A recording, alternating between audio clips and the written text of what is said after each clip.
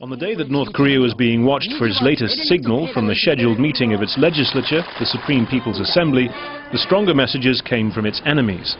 First with the announcement that the United States had sent 2 more stealth aircraft, F-22 fighters, to join military exercises with South Korea, and then a tough-sounding warning from the new president in Seoul, saying the military, not the politicians, should take the lead in responding to any North Korean provocation.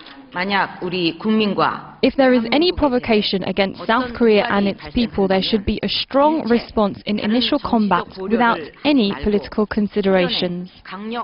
It followed Sunday's meeting of the Central Committee of North Korea's Workers' Party, after which Pyongyang underlined that its nuclear weapons would never be abandoned.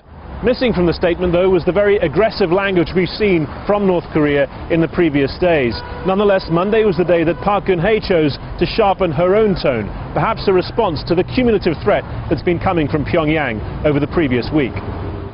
Monitoring those threats and balancing them against their clandestine information from North Korean officials in China is the defector-led team at the Seoul-based New Focus International. Its head says the rhetoric is a sign of Kim Jong-un's uncertain power base, but that those around him are wary of crossing any dangerous lines.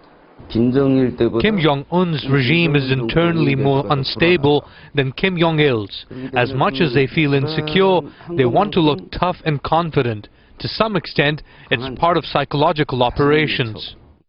For Chang, a writer who worked as a North Korean propagandist before his defection in 2004, there are certain threats he does take seriously. Last year alone, North Korea made 12 public threats against me. I'm under police protection for 24 hours a day. Traffic flowed as normal on Monday across the border to and from the Kaesong Joint Industrial Complex. Pyongyang threatened on Saturday to shut it down if the South continued to insult its dignity. Things were a bit different than usual, for sure. However, there was no threat or anything like that.